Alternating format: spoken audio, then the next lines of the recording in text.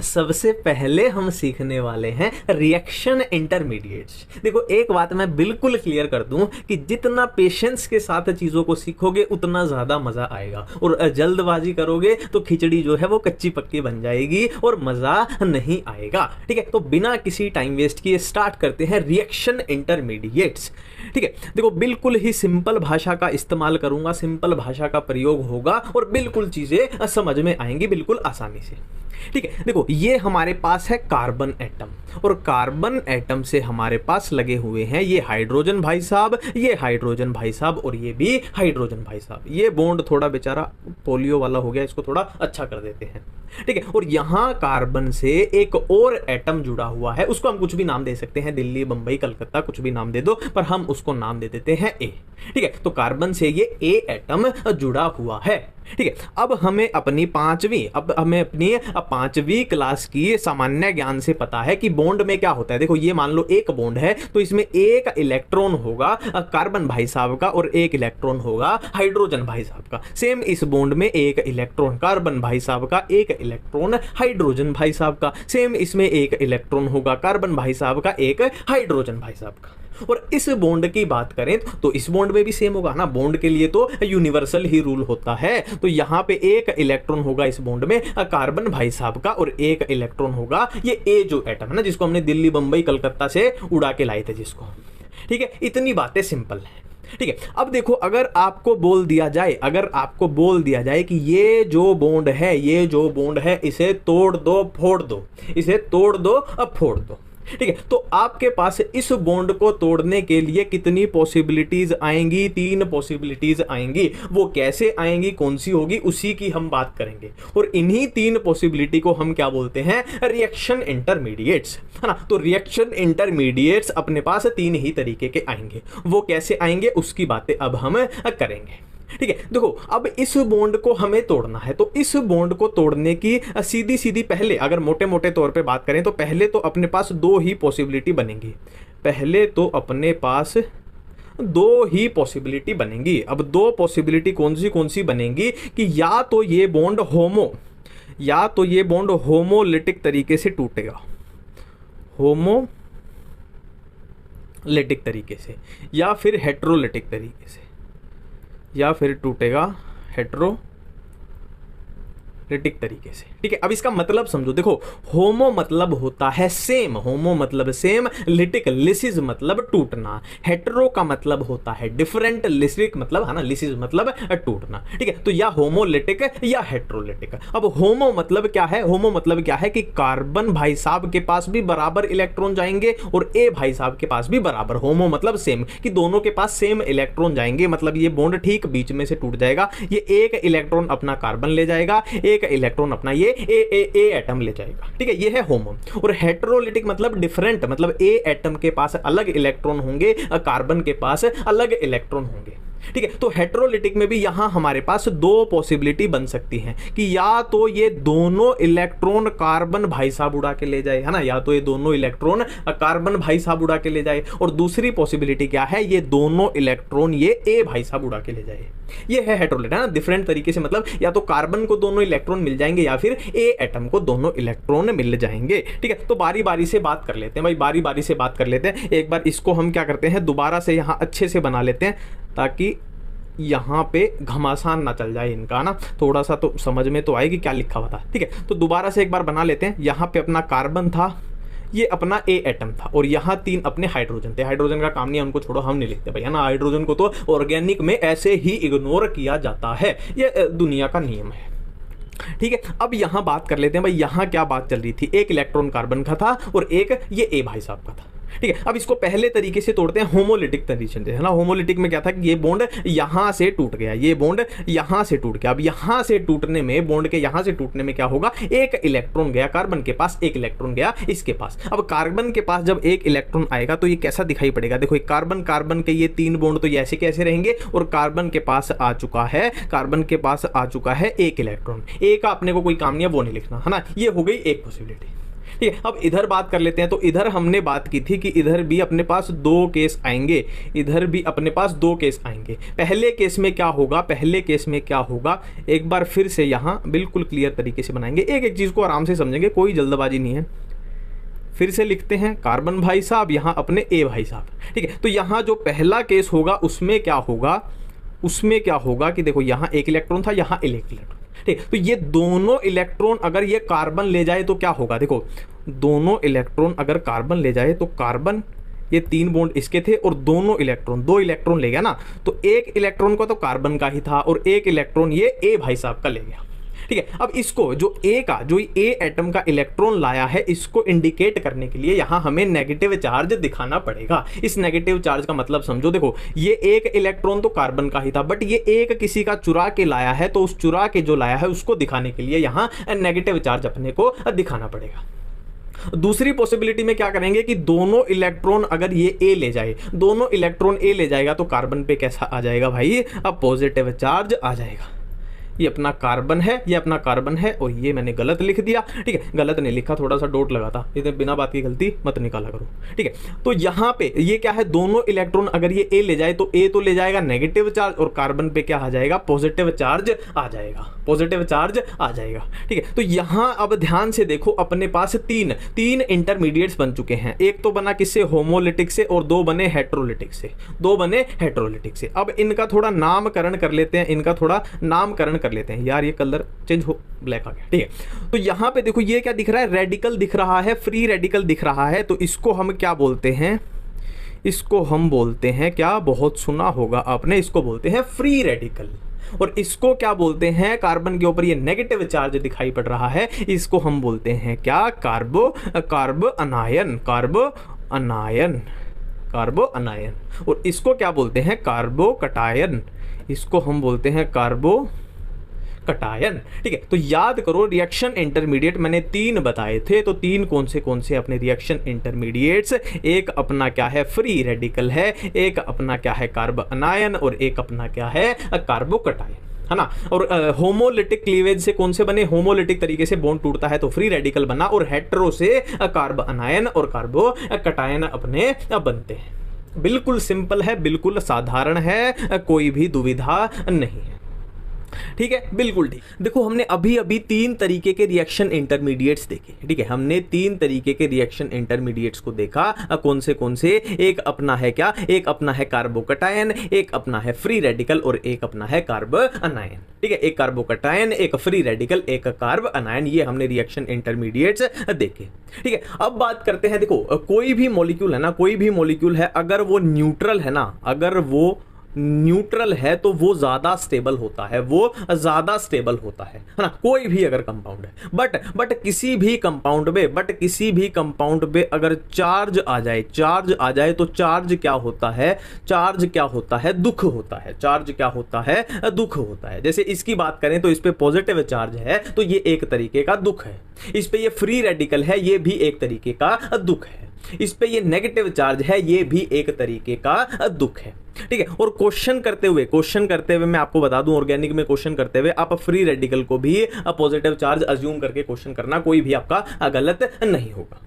ठीक है, अब दुख क्यों है ना, दुख क्यों है उसकी बात कर लेते हैं। देखो ये पॉजिटिव चार्ज है, यानी इसके पास क्या है, इसके इलेक्ट्रॉन कोई ले गया है, यानी इसके पास इलेक्ट्रॉन्स की कमी है।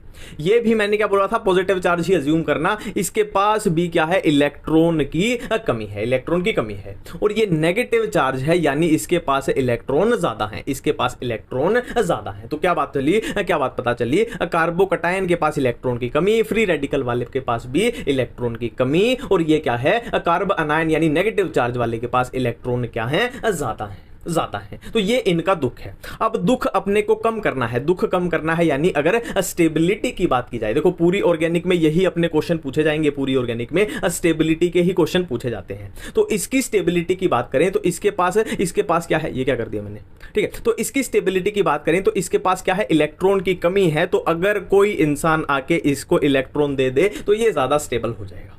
स्टेबिलिटी कार्बोकैटायन की क्लियर है, बिल्कुल क्लियर है। फ्री रेडिकल की बात करें तो मैंने क्या बोला था क्वेश्चन करते हुए, इसको कार्बोकैटायन की तरह अज्यूम करना है, मतलब इसके पास इलेक्ट्रॉन की कमी है, तो कोई इंसान अगर इसको इलेक्ट्रॉन दे दे तो ये सुखी हो जाएगा, स्टेबल हो जाएगा। क्लियर है स्टेबिलिटी। अब इसकी स्टेबिलिटी की बात करते हैं। देखो इसके पास क्या है, इलेक्ट्रॉन ज्यादा है, ज्यादा, ठीक है। तो इसके इलेक्ट्रॉन अगर कोई खींच ले, अगर कोई इंसान इसके इलेक्ट्रॉन खींच ले तो ये ज्यादा स्टेबल हो जाएगा, ज्यादा सुखी हो जाएगा। तो ये फंडा चलेगा इनकी स्टेबिलिटी का, और इनसे अलग कोई स्टेबिलिटी होती ही नहीं है। जो एसिडिक स्ट्रेंथ वाली है वो भी इन्हीं से बनती है, मैं आपको दिखा दूंगा आगे, ठीक है। यही फंडा है स्टेबिलिटी का, ठीक है। अब हम आगे चलते हैं अपने इलेक्ट्रॉनिक इफेक्ट्स की तरफ। इलेक्ट्रॉनिक इफेक्ट्स अब देखने वाले हैं, और अब हम बात करेंगे इलेक्ट्रॉनिक इफेक्ट्स की। अब हम बात करेंगे इलेक्ट्रॉनिक इफेक्ट्स, इलेक्ट्रॉनिक इफेक्ट्स, ठीक है। और इलेक्ट्रॉनिक इफेक्ट में हम क्या करते हैं, ऐसे पीला रंग भर देते हैं, ले भाई सुंदर सुंदर थोड़ा हो जाएगा, ठीक है। इलेक्ट्रॉनिक इफेक्ट्स की, तो इलेक्ट्रॉनिक इफेक्ट्स जो हैं वो अपने पास आएंगे 4, 1 2 3 और 4। अब 1 2 3 4 कौन से होंगे? पहला अपना रहेगा इंडक्टिव इफेक्ट, पहला अपना रहेगा इंडक्टिव इफेक्ट। दूसरा अपना रहेगा हाइपर कॉन्जुगेशन, दूसरा अपना रहेगा हाइपर कॉन्जुगेशन। तीसरा अपना रहेगा रेजोनेंस, और इसी में हम पढ़ लेंगे क्या, मेसोमेरिक इफेक्ट। और फोर्थ अपना रहेगा क्या, इलेक्ट्रोमेरिक। फोर्थ अपना रहेगा electromeric effect. Inductive effect, hyper conjugation, resonance या फिर मेसोमेरिक उसी में पढ़ लेंगे, और इलेक्ट्रोमेरिक इफेक्ट। अब यहाँ पे एक क्वेश्चन लायक बात मैं आपको बता दूं कि ये जो 3 इफेक्ट हैं ये कैसे हैं, ये परमानेंट इफेक्ट हैं, और ये अकेला बेचारा जो लास्ट में बचता है ना, इसको तो पढ़ता भी नहीं है कोई बेचारे को ना, इलेक्ट्रोमेरिक, ये कैसा है, टेम्परेरी इफेक्ट है। ये कैसा है, टेम्परेरी इफेक्ट है, ठीक है। तो बेसिकली जीओसी में अब अपने को पढ़ना क्या है, पहले हम इंडक्टिव इफेक्ट पढ़ेंगे, फिर हम हाइपर कॉन्जुगेशन पढ़ेंगे, फिर रेजोनेंस एंड मेसोमेरिक इफेक्ट पढ़ेंगे, फिर थोड़ा सा, ये तो कुछ नहीं है, ये ना के बराबर है, ठीक है। यही अपनी पूरी क्या है, जीओसी है। तो अब हम स्टार्ट करने जा रहे हैं अपने इंडक्टिव इफेक्ट के साथ कि ये क्या होता है, क्यों होता है, कैसे होता है, कहाँ होता है, और इसकी एप्लीकेशन कहाँ है, और इससे क्वेश्चन कैसे पूछे जाएंगे। अब हम साधारण से इंसान साधारण तरीके से क्या पढ़ने जा रहे हैं, इंडक्टिव इफेक्ट भरने जा रहे हैं, भरने नहीं, हाँ भरने भी जा रहे हैं। देखो अभी इसमें पीला रंग भर देते हैं, ठीक है। तो हम अब समझने जा रहे हैं कि इंडक्टिव इफेक्ट क्या होता है, क्यों होता है। तो इंडक्टिव इफेक्ट को समझने के लिए यहाँ पे एक कार्बन की क्या बना लेते हैं, कार्बन की ट्रेन बना लेते हैं, और कार्बन की ट्रेन पे यहाँ क्या लगा हुआ है, फ्लोरीन लगा हुआ है। देखो हाइड्रोजन तो ऑटोमेटिक है ना, हाइड्रोजन लगे हुए होंगे। और मैंने बोला भी था ऑर्गेनिक केमिस्ट्री में हाइड्रोजन की जितनी बेइज्जती होती है उतनी किसी की नहीं हुई आज तक, उतनी, है ना। तो हाइड्रोजन की हम भी यहाँ थोड़ी बेइज्जती कर लेंगे, हाइड्रोजन हम बना ही नहीं रहे, ऑटोमेटिक है, ठीक है। अब देखो यहाँ चीजें क्या ऑब्जर्व हो रही हैं। जो फ्लोरीन एटम होता है, हमें पता है फ्लोरीन एटम की हमें पता है इलेक्ट्रोनेगेटिविटी ज्यादा होती है। फ्लोरीन एटम की इलेक्ट्रोनेगेटिविटी ज्यादा होती है। इलेक्ट्रोनेगेटिविटी का मतलब क्या है, जो ये बॉन्ड है, देखो इस बॉन्ड में एक इलेक्ट्रॉन किसका है, फ्लोरीन का है, एक इलेक्ट्रॉन कार्बन का है। तो इलेक्ट्रोनेगेटिविटी ज्यादा होने का मतलब है कि इस बॉन्ड में इलेक्ट्रॉन की खींचने की जो पावर है वो फ्लोरीन की ज्यादा है। किसके कंपैरिजन में, इस कार्बन के कंपैरिजन में। तो इस बॉन्ड में जो इलेक्ट्रॉन्स हैं, फ्लोरीन उनको अपनी तरफ खींच लेगा, उनको अपनी तरफ खींच लेगा। अब इलेक्ट्रॉन्स को अपनी तरफ खींचेगा तो जाहिर सी बात है उस पे आ जाएगा पार्शियल नेगेटिव चार्ज, और कार्बन पे क्या आ जाएगा, पार्शियल पॉजिटिव चार्ज। अब आपको एक खूबसूरत क्वेश्चन यहां पे पूछना चाहिए कि तूने पार्शियल वर्ड का यूज क्यों किया, तूने खाली नेगेटिव क्यों नहीं बोला, तूने पार्शियल क्यों बोला। देखो जब तक ये बॉन्ड नहीं टूटेगा, जब तक ये बॉन्ड नहीं टूटेगा, हमें पार्शियल वर्ड का इस्तेमाल करना है। अगर ये बॉन्ड तोड़कर ये फ्लोरीन इस कार्बन के इलेक्ट्रॉन को उड़ा ले जाता तो हम बोलते कंप्लीट नेगेटिव चार्ज, पूरा नेगेटिव चार्ज। बट यहां पे ये बॉन्ड सेम ऐसे का ऐसे है, बस इसने क्या किया है, अपनी तरफ इलेक्ट्रॉन्स को आकर्षित किया है, अट्रैक्ट किया है ना, इलेक्ट्रोनेगेटिविटी ज्यादा होने की वजह से। इसीलिए इस पे डेल्टा नेगेटिव, इस पे डेल्टा पॉजिटिव है ना, पार्शियल नेगेटिव पार्शियल पॉजिटिव। ठीक है। अब इसका फर्क क्या पड़ेगा, इस पूरी इस ट्रेन पे, इस चेन पे क्या फर्क पड़ा? देखो वैसे technically carbon carbon carbon carbon की इलेक्ट्रोनेगेटिविटी बराबर होनी चाहिए थी, बराबर होनी चाहिए थी, बट इस पे क्या आ चुका है, डेल्टा पॉजिटिव आ चुका है। तो ये जो कार्बन है ये इलेक्ट्रोनेगेटिविटी के मामले में इससे आगे निकल गया, इसकी इलेक्ट्रोनेगेटिविटी ज्यादा होगी इसकी वजह से, है ना। पॉजिटिव चार्ज है तो यहां जो इलेक्ट्रॉन है उसको ये खींचेगा, तो ये उसको अपनी तरफ खींचेगा, है ना। सेम आगे कहानी चलेगी, इस पे थोड़ा सा, इस पे डबल डेल्टा पॉजिटिव आ जाएगा तो इसकी इलेक्ट्रोनेगेटिविटी इससे ज्यादा हो जाएगी, ये थोड़ा इससे खींचेगा, ये थोड़ा इससे खींचेगा। तो इसी को बोलते क्या है, इसी को क्या बोलते हैं, इंडक्टिव इफेक्ट बोलते हैं। अब आप बोलो कि यार ये ट्रेन कितनी लंबी चलानी है, कितनी लंबी चलानी है, तो 3 कार्बन तक, है ना। तो 3 कार्बन तक ही आपने को याद रखना है कि 3 कार्बन तक ही इंडक्टिव इफेक्ट अप्लाई होता है, उससे ज्यादा नहीं होता, 3 कार्बन तक। ठीक है, बिल्कुल सिंपल है। ज्यादा ही हद मार के 4 तक, उससे ज्यादा क्वेश्चन भी नहीं पूछा जाना वैसे आपसे 3 से ज्यादा। ठीक है, बिल्कुल सिंपल है। अब इंडक्टिव इफेक्ट के बारे में जो कुछ याद करने की चीजें हैं वो कर लेते हैं। देखो पहली बात क्या हमने सीखी कि इंडक्टिव इफेक्ट डिस्टेंस डिपेंडिंग होता है। पहली बात देखो, ये डायरेक्ट क्वेश्चन पूछे जा सकते हैं, इंडक्टिव इफेक्ट डिस्टेंस डिपेंडेंट होता है, पहली बात हमने सीखी। दूसरी बात हम याद रखेंगे कि इंडक्टिव इफेक्ट सिर्फ सिग्मा बॉन्ड पे काम करता है, सिर्फ सिग्मा बॉन्ड। मतलब सिग्मा बॉन्ड क्या है, मतलब यहां अगर डबल बॉन्ड होते, यहां अगर डबल बॉन्ड होते तो वो सिर्फ सिग्मा पे काम करेगा, पाई बॉन्ड पे वो काम नहीं करता है। ये हमने दूसरी बात सीखी। और क्या सीखी हमने कि देखो डिस्टेंस डिपेंडिंग है तो उसका याद रखना कि लगभग 3 कार्बन तक ही अप्लाई होता है। ठीक है, और हम ऑलरेडी कर चुके हैं कि इंडक्टिव इफेक्ट कैसा था, परमानेंट इफेक्ट था। इंडक्टिव इफेक्ट कैसा था, परमानेंट इफेक्ट था। देखो टेम्परेरी तो एक ही था, इलेक्ट्रोमेरिक, हाइपर कॉन्जुगेशन की बात कर लो, इंडक्टिव की बात कर लो, रेजोनेंस की बात कर लो, कैसे थे, सारे परमानेंट थे, है ना। ये कुछ थ्योरेटिकल बातें हो गई इंडक्टिव इफेक्ट के बारे में। ठीक है, बिल्कुल सिंपल है, बिल्कुल सिंपल है। ठीक है, अब देखो आगे बात करते हैं, अब देखो आगे बात करते हैं। देखो मान लो आपको बोल दिया जाए ये कार्बन है, ये कार्बन है, ये कार्बन है, और यहां लगा हुआ है फ्लोरीन। मैं आपको नेक्स्ट चीज बोल दूं, इंडक्टिव में ही चल रहे हैं हम, इंडक्टिव की बात कर रहे हैं, जब हाइपर कॉन्जुगेशन में आएंगे बता दूंगा। अभी तो इंडक्टिव में बहुत है, क्वेश्चन भी करने हैं, एप्लीकेशन भी देखने हैं। ठीक है, तो यहां लगा हुआ है NO2 मान लो, है ना। अपने को पता ही नहीं है, अब तो 0 लेवल से कर रहे हैं ना, तो अपने को पता ही नहीं है, कार्बन कार्बन कार्बन, और यहां लगा हुआ है, मान लो कुछ भी लगा हुआ है, यहाँ पे O नेगेटिव लगा देते हैं। ठीक है, अब फ्लोरीन का तो अपने को पता है भाई, हाँ भाई इलेक्ट्रोनेगेटिविटी ज्यादा है, इलेक्ट्रॉन को ये अपनी तरफ खींच लेगा। पर ऐसा ऐसा आ जाए, NO2 आ जाए तो अपने को हिसाब ही नहीं है इलेक्ट्रोनेगेटिविटी का, O- आ जाए अपने को हिसाब ही नहीं है इलेक्ट्रोनेगेटिविटी का। ठीक है, तो जरूरी नहीं है कि इलेक्ट्रॉन सिर्फ खींचे जाएंगे, जैसे NO2 है वो भी इलेक्ट्रॉन खींचता है फ्लोरीन जैसे, बट जैसे O नेगेटिव है तो वो खींचने की बजाय उल्टा इस तरफ इलेक्ट्रॉन देता है ना। ये तो खींचते हैं, एक इलेक्ट्रॉन देते हैं, है ना। तो इंडक्टिव इफेक्ट में जो अपने पास आई ग्रुप बनेंगे, जो अपने पास आई ग्रुप बनेंगे तो वो अपने 2 टाइप के बन जाएंगे।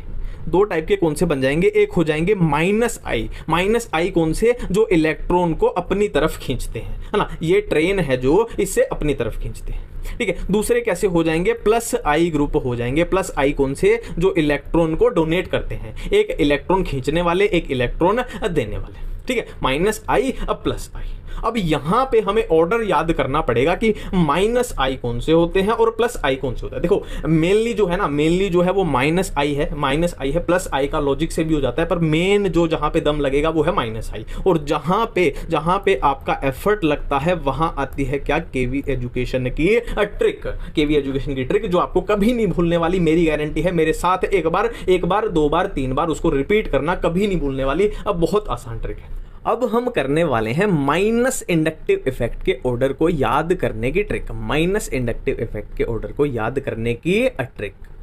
ट्रिक बहुत मजेदार है, ट्रिक बहुत साधारण है, ट्रिक बहुत सिंपल है। एक कॉलेज की, बेसिकली एक कॉलेज की कहानी है, वही अपने को पकड़नी है।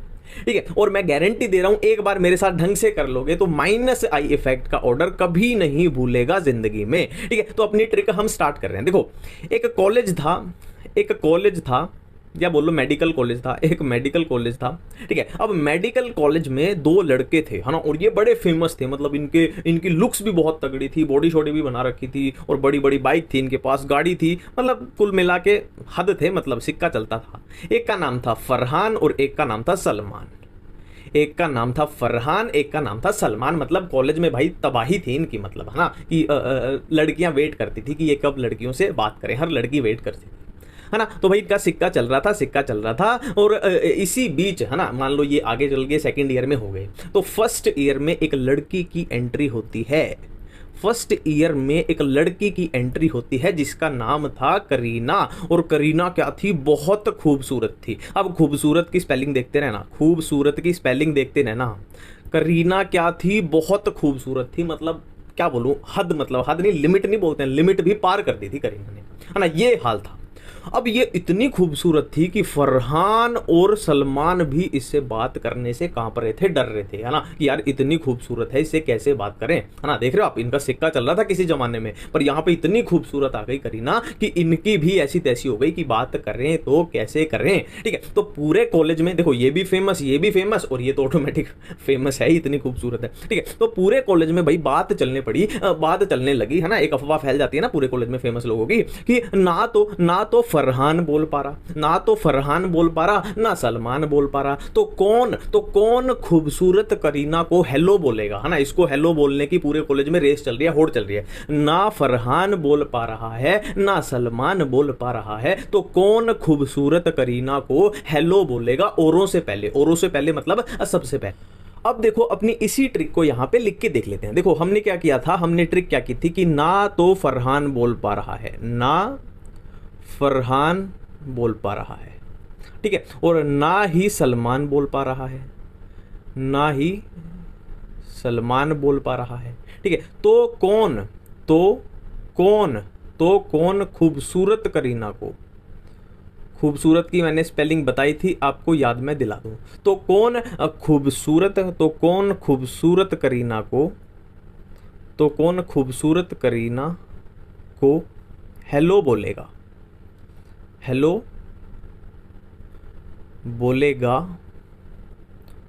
औरों से पहले, औरों यानी, है ना, सबसे पहले कौन उसको हेलो बोलेगा, औरों से पहले। ठीक है, एक बार फिर से कर लेते हैं। ना फरहान बोल पा रहा है, ना सलमान बोल पा रहा है, तो पूरे कॉलेज में बात चल रही है, तो कौन खूबसूरत करीना को हेलो बोलेगा, औरों यानी सबसे पहले, है ना, औरों से, बाकियों से, औरों से पहले। ठीक है, तो इसी ट्रिक को हम एक बार लिख के देख लेते हैं, देखो, ना फरहान को 2 मिनट के लिए होल्ड पे कर दो, 2 मिनट के लिए इसको होल्ड पे कर दो, इसको देखते हैं। देखो, इस ना से अपना बनेगा NO2 ग्रुप, है ना। सलमान से अपना क्या बनेगा, SO3H ग्रुप, ये तो डायरेक्ट हो रहा है CN ग्रुप, ये तो डायरेक्ट बन रहा है अपना CN ग्रुप। और ये क्या है, COOH, यानी अपना बन जाएगा कार्बोक्सिलिक एसिड वाला, है ना, COOH। करीना से अपना क्या बन जाएगा, COR ग्रुप। ठीक है, हेलो से अपने क्या याद आ जाएंगे, अपने को हेलोजन्स याद आ जाएंगे, बहुत ही सिंपल है। हेलोजन्स में तो अपने को पता ही होता है, सबसे ज्यादा होगा फ्लोरीन, फिर होगा क्लोरीन, फिर होगा ब्रोमीन, फिर होगा आयोडीन। क्यों होगा, क्योंकि फ्लोरीन की इलेक्ट्रॉन नेगेटिविटी ज्यादा होती है, तो इलेक्ट्रॉन खींचने की पावर ज्यादा है, तो इंडक्टिव इफेक्ट सबसे ज्यादा है। ठीक है, इससे क्या हो जाएगा, डायरेक्ट OR ग्रुप, OH से डायरेक्ट OH ग्रुप, और पहले से अपने को याद आएगा फिनाइल, अपना ये वाला देखते हैं, ना फरहान वाला देखते हैं। देखो, इसमें क्या करो, ना से अपने को N मिल जाएगा, और फरहान यहां से अपने को क्या लेना है, यहां से अपने को लेना है, देखो यहां से अपने को लेना है F लेना है, R लेना है और H लेना है। ठीक है, F लेना है, R लेना है और H लेना है। ठीक है, और ये कॉमन कर देना है, मतलब एक तरीके से मल्टीप्लाई, ये नाइट्रोजन इन तीनों के साथ मल्टीप्लाई हो रहा है। अब देखो, NF के साथ मल्टीप्लाई हो जाएगा तो क्या बन जाएगा, जूम कर लेते हैं यहाँ पे, क्या बन जाएगा, NF3, ये वाला ग्रुप बन जाएगा, NF3 हो जाएगा। ठीक है, नेक्स्ट अब देखेंगे कि नाइट्रोजन R के साथ मल्टीप्लाई करेगा तो NR3 वाला बन जाएगा। ठीक है, और हाइड्रोजन के साथ मल्टीप्लाई करेगा तो NH3 वाला बन जाएगा, ठीक है, तो ये अपना पूरा ऑर्डर बनके तैयार हो चुका है। सबसे मैक्सिमम कौन सा है, ये वाला NF3 वाला, फिर NR3 वाला, फिर NH3 वाला, और फिर कौन सा हो जाएगा, फिर तो अपना लाइन में लगा दो, है ना, NO2, फिर SO3H, फिर CN है, फिर COOH है, फिर कौन है, COR है, फिर क्या है, हेलोजन्स है। हेलोजन्स में हम कर चुके हैं सबसे ज्यादा फ्लोरीन, फिर क्लोरीन, फिर ब्रोमीन, फिर आयोडीन, और फिर OR है, फिर OH है, और सबसे कम फिनाइल है। ठीक है, तो ये अपनी है किसकी, ये अपनी है -I इफेक्ट के ऑर्डर को याद करने की ट्रिक। ये क्या कर दिया मैंने, क्यों कर दिया, ये है माइनस इंडक्टिव इफेक्ट के ऑर्डर को याद करने की ट्रिक है अपनी। ठीक है, एक बार फिर से रिवाइज कर लेते हैं इसको, ना तो फरहान बोल पाया ना सलमान बोल पाया, तो कौन खूबसूरत करीना को हेलो बोलेगा औरों से पहले। ना से हमने देख लिया, एक ऐसे मल्टीप्लाई किया हमने, FRH उठा लिया और ये बना दिए, ठीक है। फिर NO2 है, फिर SO3H है, फिर ये CN से CN है, फिर COOH है, फिर करीना से COR है, हेलो से हेलोजन्स है, OR से OR है, OH से OH है और पहले से फिनाइल है। अब देखिए हम माइनस आई के ऑर्डर को याद करने की बहुत सिंपल ट्रिक देख चुके हैं, ठीक है। माइनस आई अपना कंप्लीट है, अब बारी आती है प्लस आई इफेक्ट की, ठीक है। अब बारी आती है प्लस आई इफेक्ट की। तो मेरे प्यारे दोस्तों अब हम देखने जा रहे हैं कि अब प्लस आई का ऑर्डर कैसे सीखें, ठीक है। तो यहां पे हम ट्रिक नहीं बताएंगे, यहां पे हम लॉजिक का इस्तेमाल करेंगे, लॉजिक यानी कॉमन सेंस, जनरल नॉलेज का इस्तेमाल करेंगे। और आपको प्यारे दोस्तों बोला है, तो इस बात की शर्म रख लेना। शर्म कैसे रखनी है, किसी भी हाल में गवर्नमेंट मेडिकल कॉलेज में पहुंच के शर्म रख लिया। यार मैं तो वेट कर रहा हूं कि, है ना, मतलब बोलते ना कि अंदर से वो क्रेविंग्स होती हैं कि ऐसा मैसेज आए मेरे को कि मेरा इस कॉलेज में हो गया, तो उन मैसेज का मैं वेट कर रहा हूं और वो मैसेज आने आपके ही हाथ में है ना। आप ही भेज सकते हो मेरे पास वो मैसेज। तो यार देख लेना, है ना, हिसाब किताब। मैंने तो बोल दिया जो बोलना था, ठीक है। अब हम देखते हैं कि प्लस आई के ऑर्डर को कैसे याद करें। अब पहले देखते हैं कि प्लस आई होता क्या है। वैसे तो हम ऑलरेडी बात कर चुके हैं प्लस आई क्या होता है, पर फिर से एक बार देख लेते हैं। देखो मान लो ये है CH2, यहाँ कार्बोकटायन है, इधर है CH2 और इधर लगा हुआ है कोई प्लस आई ग्रुप, ठीक है। अब माइनस आई ग्रुप क्या होता था, जो इलेक्ट्रॉन को अपनी तरफ खींच लेता था, है ना। देखो इस बॉन्ड के थ्रू इलेक्ट्रॉन को जो अपनी तरफ खींच ले वो होगा माइनस आई, और प्लस आई क्या होगा, वो खींचेगा नहीं, उल्टा वो डोनेट करेगा, उल्टा वो इलेक्ट्रॉन को देगा, ठीक है। ये होता है प्लस आई ग्रुप। इतना लॉजिक से अपने को समझ में आ चुका है, ठीक है। अब एक बात हमें पता चल गई कि प्लस आई जो होता है वो इलेक्ट्रॉन को देता है हाँ। तो इलेक्ट्रॉन को कौन देगा, जिसके पास इलेक्ट्रॉन ज्यादा होंगे। पहला लॉजिक तो यही होगा, इलेक्ट्रॉन को कौन दे सकता है, कि जिसके पास इलेक्ट्रॉन ज्यादा होंगे, है ना। अब इलेक्ट्रॉन ज्यादा कैसे पहचान में आएंगे, तो जिसके ऊपर अपने को नेगेटिव चार्ज दिखे, है ना। पहला लॉजिक बता रहा हूं कि जिसके ऊपर अपने को नेगेटिव चार्ज दिखे,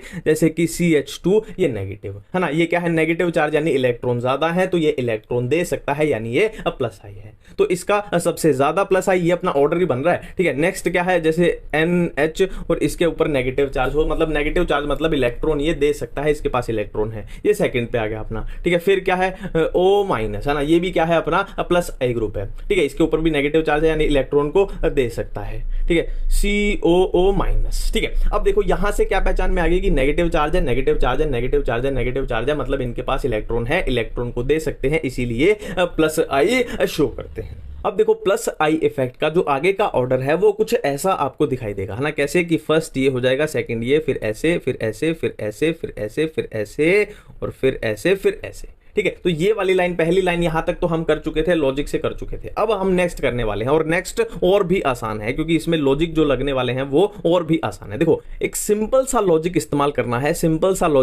करना है कि कंपाउंड जितना हैवी होगा, जितना ज्यादा हैवी होगा, प्लस आई इफेक्ट उतना ज्यादा होगा, है ना। और यहाँ पे मेनली अपना CH3 का यूज होगा, CH3 से ही हैवी हो रहा है, CH3 प्लस आई शो करता है ना। जितना ज्यादा हैवी होगा उतना ज्यादा प्लस आई होगा। अब इस लॉजिक का यहां पे इस्तेमाल करके देखते हैं। देखो ये अपना ऑर्डर है, ठीक है। अब इसमें चेक करते हैं, इन तीनों में चेक करते हैं कि जितना ज्यादा हैवी होगा प्लस आई उतना ज्यादा होगा। देखो इसके पास कितने CH3 ग्रुप हैं, 1 2 3, इसके पास सिर्फ 2 हैं, इसके पास 1 है। 3 CH3 ग्रुप मतलब सबसे ज्यादा हैवी, सबसे ज्यादा प्लस आई, फिर उससे कम, फिर उससे कम। अब नेक्स्ट लॉजिक इस पे आ जाते हैं। देखो हमें पता है कि क्या है, हमें पता है जो ट्रिटियम है और ड्यूटेरियम है, हाइड्रोजन है, तीनों के कंपेरिजन में ट्रिटियम सबसे हैवी होता है, फिर ड्यूटेरियम, फिर हाइड्रोजन, है ना। तो जितना ज्यादा हैवी होगा उतना ज्यादा प्लस आई, ये इससे हैवी है, इससे ज्यादा प्लस आई हो जाएगा, ठीक है। तो ये था अपना क्या, प्लस आई का ऑर्डर, ठीक है। तो अब हम बात करते हैं कि भाई इंडक्टिव इफेक्ट के क्वेश्चन कैसे पूछे जाएंगे। देखो एक बात मैं आपको बिल्कुल यहां क्लियरली समझा दूं। देखो अपने को क्या क्या पढ़ने थे,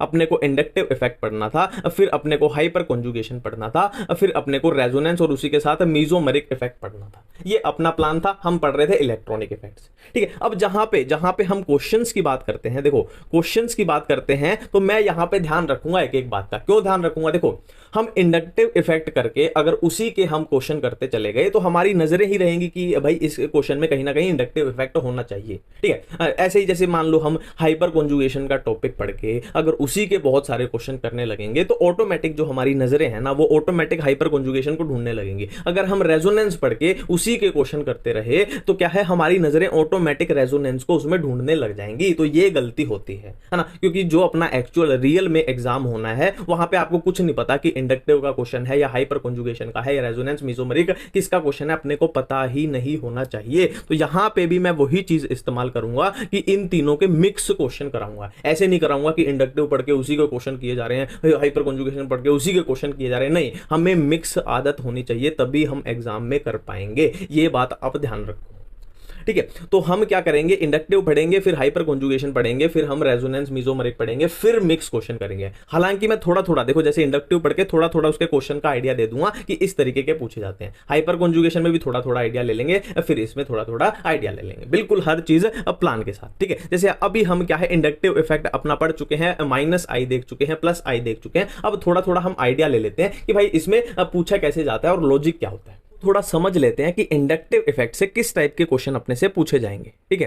देखो CH2 है, इसके ऊपर है नेगेटिव चार्ज और यहां पे अपना फिर से CH2 है और यहां लगा हुआ है फ्लोरीन लगा हुआ है, ठीक है। अब हमने बात की थी, देखो इसकी हमें स्टेबिलिटी की बात करनी है, स्टेबिलिटी की, इसकी स्टेबिलिटी चेक करनी है, ठीक है। तो हमने बात की थी कि जो चार्ज होता है ना, चार्ज हमेशा दुख होता है, चाहे वो पॉजिटिव चार्ज हो या वो फ्री रेडिकल हो या वो नेगेटिव चार्ज हो, वो अदुख होता है। तो इसके पास दुख क्या है, ये नेगेटिव चार्ज दुख है। और हमने बात की थी नेगेटिव चार्ज का मतलब इसके पास इलेक्ट्रॉन ज्यादा हैं, इसके पास इलेक्ट्रॉन ज्यादा हैं। तो कोई इंसान अगर इसके ये इलेक्ट्रॉन खींच ले अपनी तरफ तो ये बेचारा थोड़ा सुखी हो जाएगा, ठीक है। अब यहां इलेक्ट्रॉन खींचने वाली स्पीशीज कौन सी लग रही है अपने को, ये अलग से दिख रही है ना। अब इसका माइनस आई होता है या फिर प्लस आई होता है तो वो हम अपनी ट्रिक से कर चुके हैं कि फ्लोरीन जो होता है वो माइनस आई इफेक्ट शो करता है। माइनस आई मतलब ये अपनी तरफ इलेक्ट्रॉन्स को खींच लेगा, अपनी तरफ इलेक्ट्रॉन्स को खींच लेगा। तो इसको तो चाहिए था ही कि इसके इलेक्ट्रॉन कोई खींच ले और ये सुखी हो जाए,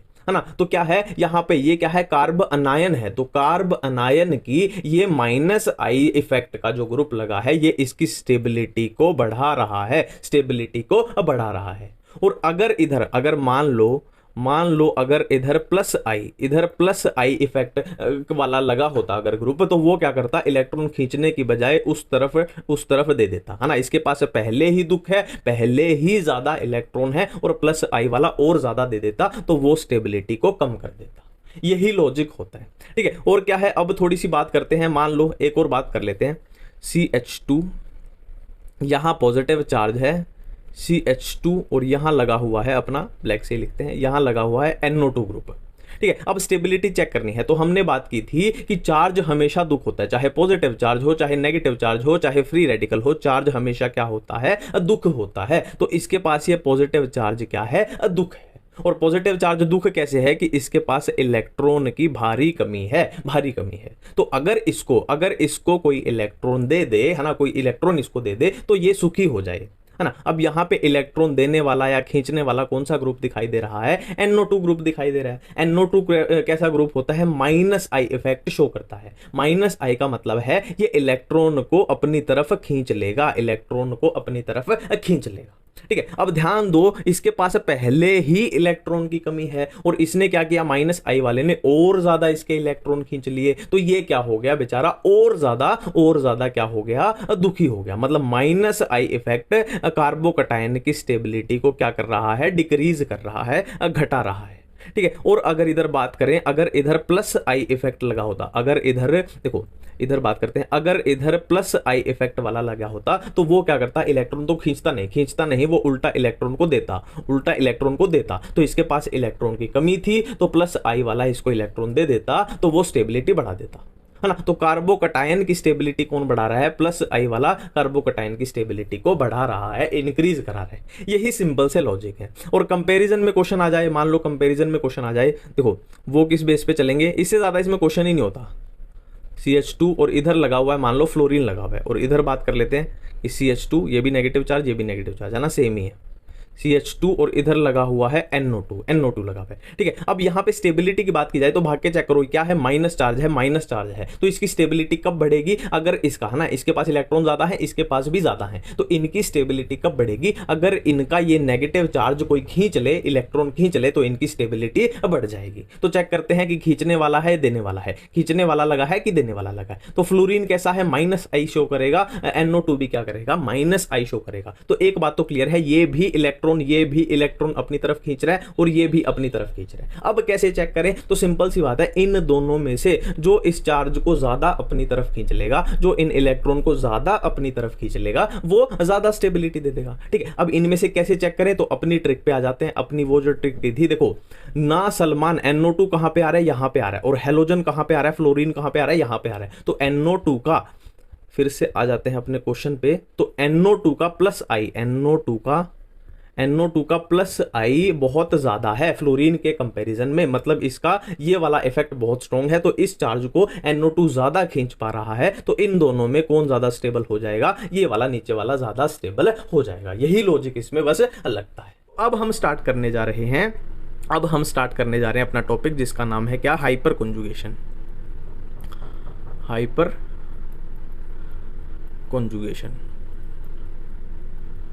कॉन्जुगेशन हम पढ़ने जा रहे हैं, ठीक है। पीला, ठीक है। हाइपर कॉन्जुगेशन अब पढ़ने जा रहे हैं। देखो हाइपर कॉन्जुगेशन का एक बेस्ट फंडा मैं आपको बताता हूं। हाइपर कॉन्जुगेशन अपने सिलेबस में, या फिर बोल लो दुनिया में, सिर्फ 3 ही जगह पे अपने को देखने को मिलेगी। हाइपर कॉन्जुगेशन सिर्फ 3 जगह अपने को देखने को मिलेगी। अब वो 3 जगह कौन सी हैं, वो 3 जगह कौन सी है। पहली है कार्बोकटायन कुछ इस तरीके का अपने को दिखाई देगा, है ना। और दूसरी जगह है क्या, फ्री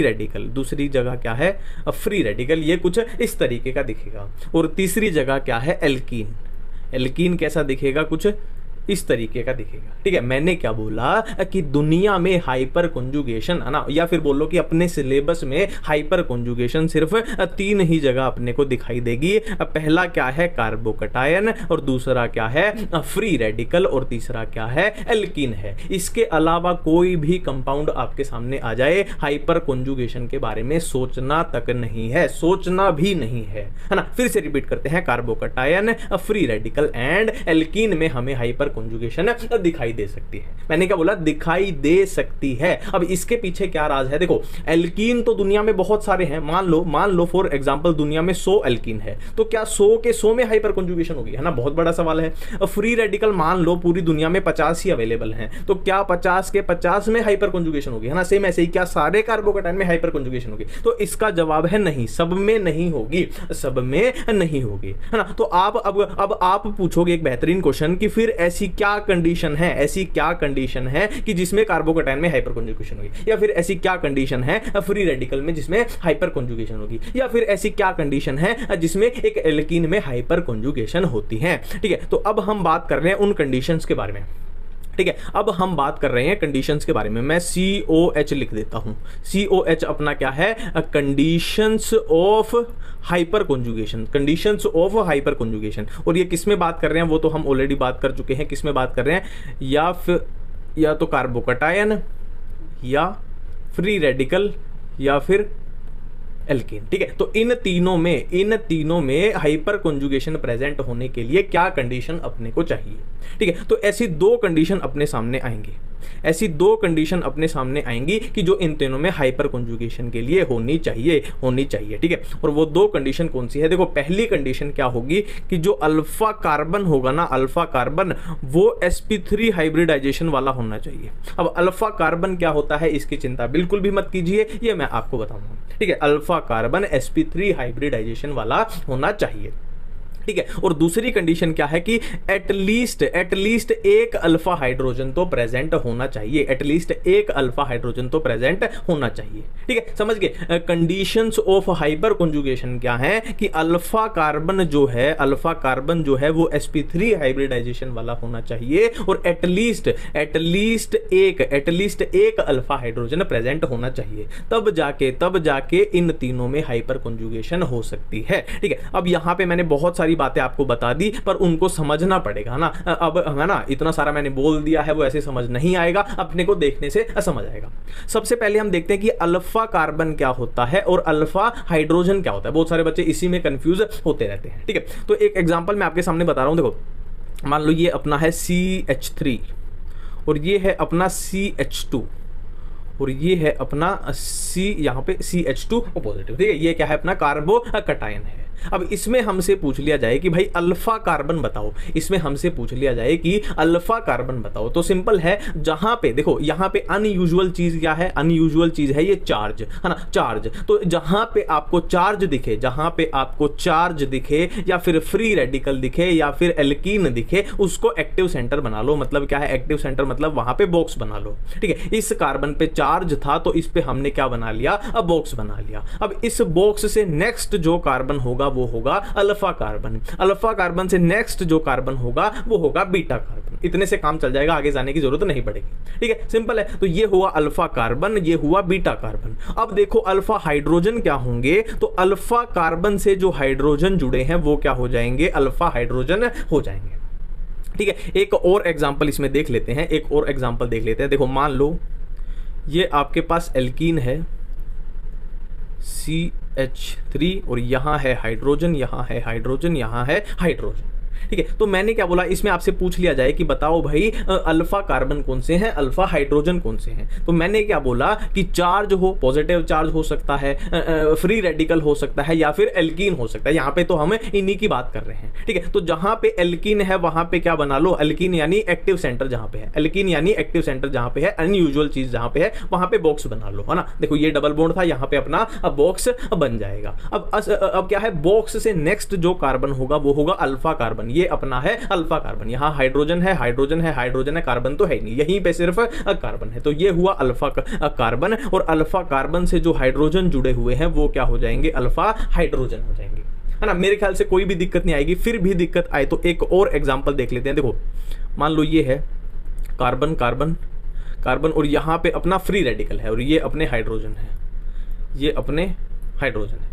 सिंपल है, सिंपल है, ठीक है। अब बताओ कि अल्फा कार्बन कौन सा है, अल्फा हाइड्रोजन कौन सा है, ठीक है। तो मैंने क्या बोला, जहां पे अनयूजुअल चीज दिखाई दे, है ना, पॉजिटिव चार्ज दिखाई दे या फिर फ्री रेडिकल दिखाई दे या फिर डबल बॉन्ड दिखाई दे, उस कार्बन पे बॉक्स बना लो, उस कार्बन पे बॉक्स बना लो। अब बॉक्स से नेक्स्ट जो कार्बन होगा वो होगा अल्फा कार्बन, बॉक्स से नेक्स्ट जो कार्बन होगा वो होगा अल्फा कार्बन और अल्फा कार्बन से जो हाइड्रोजन जुड़े हुए होंगे वो होंगे अल्फा हाइड्रोजन। तो यहां भी अल्फा हाइड्रोजन, यहां भी alpha hydrogen, alpha alpha alpha hydrogen, ठीक है। अब बिल्कुल सिंपल तरीके से बातें चल रही हैं, बिल्कुल ही आसान तरीके से, ठीक है। अब हम देखते हैं अपने असली क्वेश्चन, है ना, थोड़े की कैसे पता लगाएंगे हाइपर कॉन्जुगेशन होगी कि नहीं होगी, ठीक है। तो पहला क्वेश्चन आपके सामने आने जा रहा है। देखो CH3 CH2 और ये अपना है CH2 पॉजिटिव चार्ज, इसमें बताओ हाइपर कॉन्जुगेशन होगी या नहीं होगी, ठीक है। तो अपनी दो कंडीशन थी हाइपर कॉन्जुगेशन की, अल्फा कार्बन sp3 हाइब्रिडाइजेशन वाला होना चाहिए और अल्फा हाइड्रोजन मिनिमम एटलीस्ट एक तो प्रेजेंट होना ही चाहिए, ठीक है। तो इसमें हमें बताना है, सबसे पहले हम चेक करेंगे कि भाई जो अल्फा कार्बन है वो sp3 है या नहीं है। तो अल्फा कार्बन कैसे देखेंगे, देखो यहाँ पे है पॉजिटिव चार्ज, तो जिस कार्बन पे पॉजिटिव चार्ज है उस पे बॉक्स बना लेंगे। अब बॉक्स से नेक्स्ट जो कार्बन है वो है अल्फा कार्बन, तो अल्फा कार्बन की हाइब्रिडाइजेशन आप चेक कर लो, इसकी क्या निकलेगी, sp3 निकलेगी, है ना। सिंगल बॉन्ड दो हाइड्रोजन के साथ सिंगल बॉन्ड है, sp3 हाइब्रिडाइजेशन है। तो पहली कंडीशन तो अपनी यहां पे कंप्लीट हो चुकी है, sp3 वाली अल्फा कार्बन वाली। दूसरी कंडीशन क्या है कि एटलीस्ट एक अल्फा हाइड्रोजन प्रेजेंट होना चाहिए। तो इसके पास देखो ये अल्फा कार्बन है, तो अल्फा कार्बन से जो हाइड्रोजन जुड़े हैं वो क्या है, अल्फा हाइड्रोजन है ना। तो इसके पास तो दो अल्फा हाइड्रोजन है, तो इसके पास दूसरी रिक्वायरमेंट भी पूरी हो गई। मतलब इस पूरे कंपाउंड में क्या है, हाइपर कॉन्जुगेशन प्रेजेंट है ना। अभी सिर्फ हम ये चेक कर रहे हैं कि किसमें होती है किसमें नहीं होती है, ठीक है। नेक्स्ट क्वेश्चन आपके सामने आने जा रहा है, नेक्स्ट क्वेश्चन आपके सामने आने जा रहा है। देखो कार्बन, इधर भी कार्बन कार्बन और इधर हम क्या करते हैं, हाइड्रोजन बना देते हैं, इधर हम क्या करते हैं, हाइड्रोजन बना देते हैं। अब इसमें बताओ हाइपर कॉन्जुगेशन प्रेजेंट होगी या नहीं होगी। तो दो ही कंडीशन है, पहली कंडीशन अपनी कौन सी देखनी है, देखो पहली कंडीशन अपने को कौन सी देखनी है, पहली कंडीशन देखनी है कि अल्फा जो कार्बन है उसकी हाइब्रिडाइजेशन sp3 होनी चाहिए और दूसरा क्या है, एटलीस्ट एक अल्फा हाइड्रोजन प्रेजेंट होना चाहिए। यही दो कंडीशन अपने को चेक करनी है, ठीक है। तो देख लेते हैं भाई, अल्फा कार्बन देख लेते हैं, अल्फा कार्बन देख लेते हैं। देखो जहां पे चार्ज हो वहां पे उस कार्बन पे बॉक्स बना लो, ये हुआ अल्फा कार्बन, ये हुआ अल्फा कार्बन, ठीक है। और यहीं पे आपका क्वेश्चन गलत हो जाएगा, यहीं पे आपका क्वेश्चन गलत हो जाएगा। कईयों ने तो कर भी दिया होगा। देखो ध्यान दो, ये क्या है, कार्ब अनायन है ना। हम क्या देख रहे हैं, हाइपर कॉन्जुगेशन चेक करते हैं, तो कार्ब अनायन में तो हाइपर कॉन्जुगेशन होती ही नहीं। दोबारा से आ जाओ, कार्बोकटायन में होती है, फ्री रेडिकल में होती है और एल्कीन में होती है। तो इसमें हाइपर कॉन्जुगेशन का तो हम सवाल ही नहीं पूछेंगे, हाँ वो पूछ सकते हैं पर हम नहीं पूछेंगे, है ना। एग्जामिनर पूछ सकता है पर हम नहीं पूछेंगे, ठीक है। बहुत सिंपल है, बहुत सिंपल है ना। हर बार चौकन्ना रहना, हर बार चौकन्ना रहना है, ठीक है। देखो क्या, एक बार ये क्वेश्चन कर लेते हैं। देखो कार्बन कार्बन यहाँ पे एक और लगा देते हैं, ये पूरा हाइड्रोजन भर देते हैं, ये हाइड्रोजन हो गया, ठीक है। अब इसमें बताओ भाई हाइपर कॉन्जुगेशन है या नहीं है। तो सबसे पहले चेक करो, देखो या तो कार्बोकटायन में होगी या फ्री रेडिकल में होगी या एल्कीन में होगी। तो ये क्या है, कार्बोकटायन है, मतलब हम प्रोसीड कर सकते हैं। अब दो कंडीशन चेक करनी है, दो कंडीशन, एक तो अल्फा कार्बन sp3 हाइब्रिडाइजेशन वाला होना चाहिए और अल्फा हाइड्रोजन क्या है, मिनिमम एटलीस्ट एक तो प्रेजेंट होना ही चाहिए, ठीक है। तो अल्फा कार्बन देख लेते हैं। देखो जिस कार्बन पे चार्ज है उस कार्बन पे बॉक्स बना दिया, अब बॉक्स से नेक्स्ट कार्बन हुआ अल्फा कार्बन, बॉक्स से नेक्स्ट कार्बन हुआ अल्फा कार्बन, ठीक है। अब अल्फा कार्बन की आप हाइब्रिडाइजेशन चेक कर सकते हो, sp3 आएगी। अब sp3 वाली, ये वाली अपनी रिक्वायरमेंट पूरी है। अब नेक्स्ट है एटलीस्ट एक अल्फा हाइड्रोजन तो प्रेजेंट होना चाहिए। अब अल्फा कार्बन से हाइड्रोजन जुड़े हैं, ये रेड वाले क्या है, अपने रेड वाले क्या है, अल्फा हाइड्रोजन है। कितने हैं इसके पास, 1 2 3 4 5, इसके पांच अल्फा हाइड्रोजन है, 5 अल्फा हाइड्रोजन है, 5 अल्फा हाइड्रोजन है, मतलब सारी रिक्वायरमेंट पूरी है। तो इसमें हाइपर कॉन्जुगेशन अब प्रेजेंट होगी, ठीक है। बिल्कुल सिंपल तरीके से चल रहा है। नेक्स्ट क्वेश्चन आपके सामने आने जा रहा है। देखो कार्बन है, डबल बॉन्ड कार्बन है, इधर हम बना देते हैं। देखो इधर है क्या, CH3, इधर है CH3, इधर है हाइड्रोजन, इधर है हाइड्रोजन। इसमें बताओ हाइपर कॉन्जुगेशन होगी या नहीं होगी। तो सबसे पहली चीज तो वही चेक करनी है हमेशा कि किसमें होती है, कार्बोकटायन में हो सकती है, फ्री रेडिकल में हो सकती है और क्या है, एल्कीन में हो सकती है। एल्कीन है, ये एल्कीन है, मतलब हम एटलीस्ट प्रोसीड तो कर सकते हैं। अब पहली रिक्वायरमेंट क्या है कि अल्फा कार्बन sp3 हाइब्रिडाइजेशन वाला होना चाहिए, अल्फा कार्बन। तो अल्फा कार्बन निकालने के लिए क्या करेंगे कि जहां पे अपने को एक्टिव सेंटर मिले, एक्टिव सेंटर मतलब डबल बॉन्ड मिले या फिर पॉजिटिव चार्ज मिले या फिर फ्री रेडिकल मिले, वहां पे हम बॉक्स बना लेंगे, अपना एक्टिव सेंटर हो गया, ठीक है। अब अपने बॉक्स से नेक्स्ट जो कार्बन होता है वो होता है अल्फा कार्बन, बॉक्स से नेक्स्ट जो कार्बन होता है वो होता है अल्फा कार्बन। और अल्फा कार्बन से जुड़े हुए hydrogen alpha hydrogen, alpha hydrogen, हाँ हाइब्रिडाइजेशन आप चेक कर लो, sp3 आएगी। और ये भी अल्फा हाइड्रोजन, ये भी अल्फा हाइड्रोजन। कितने अल्फा हाइड्रोजन है, 6 अल्फा हाइड्रोजन है, मतलब क्या है, इसमें सारी रिक्वायरमेंट पूरी है। तो हाइपर कॉन्जुगेशन इसमें प्रेजेंट रहेगी। अब देखो ये तो हमने देख लिया कि किसमें हाइपर कॉन्जुगेशन प्रेजेंट होगी, किसमें नहीं होगी, ठीक है। अब आपके सामने मैं एक क्वेश्चन देने जा रहा हूं, अगर ये सिनेरियो आपके पास आ जाए। देखो कार्बन कार्बन डबल बॉन्ड है और इधर है CH3, इधर हाइड्रोजन, इधर हाइड्रोजन, इधर हाइड्रोजन, और दूसरा आपके सामने कंपाउंड है, डबल बॉन्ड है और इधर है क्या, CH3, इधर है हाइड्रोजन और इधर भी क्या है, CH3 और इधर क्या है, हाइड्रोजन।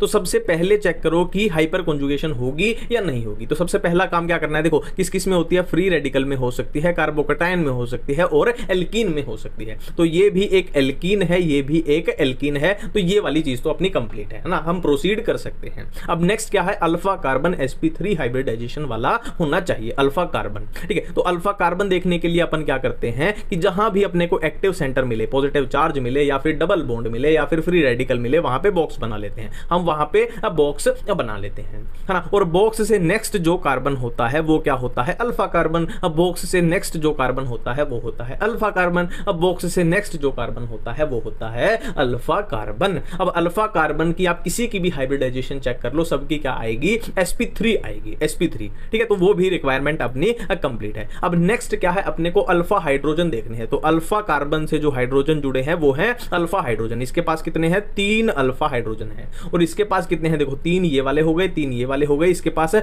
6 अल्फा हाइड्रोजन है, ठीक है। तो सिंपल सी बात क्या है, हाइपर कॉन्जुगेशन तो भाई इसमें भी प्रेजेंट है, हाइपर कॉन्जुगेशन तो इसमें भी प्रेजेंट है। अब आपसे क्वेश्चन पूछ लिया जाए कि इनमें से कौन ज्यादा स्टेबल है, कौन ज्यादा स्टेबल है। आपसे क्वेश्चन पूछ लिया स्टेबिलिटी का, आपसे क्वेश्चन पूछ लिया गया है स्टेबिलिटी का। तो स्टेबिलिटी के लिए याद रखना, stability is directly proportional to number of alpha hydrogen directly proportional to number of alpha hydrogen. जितने ज्यादा अल्फा हाइड्रोजन होंगे उतनी ज्यादा स्टेबिलिटी होगी। मतलब इन दोनों में स्टेबल कौन हो जाएगा, देखो इसके पास कितने हैं, 3 है, इसके पास 6 हैं, तो ये वाला ज्यादा स्टेबल हो जाएगा क्योंकि इसके पास ज्यादा अल्फा हाइड्रोजन है। Stability is directly proportional to number of alpha hydrogen, ठीक है। और एक इसमें छोटा सा क्वेश्चन और पूछ लिया जाता है, हीट ऑफ हाइड्रोजिनेशन। तो heat of hydrogenation inversely proportional होती है किसके, स्टेबिलिटी के, तो ऑटोमेटिकली ये इनवर्सली प्रोपोर्शनल हो जाएगी नंबर ऑफ अल्फा हाइड्रोजन के। क्या है ये, हीट ऑफ हाइड्रोजिनेशन। ये भी कभी कभी पूछ लिया जाता है, आपको ये पता होना चाहिए,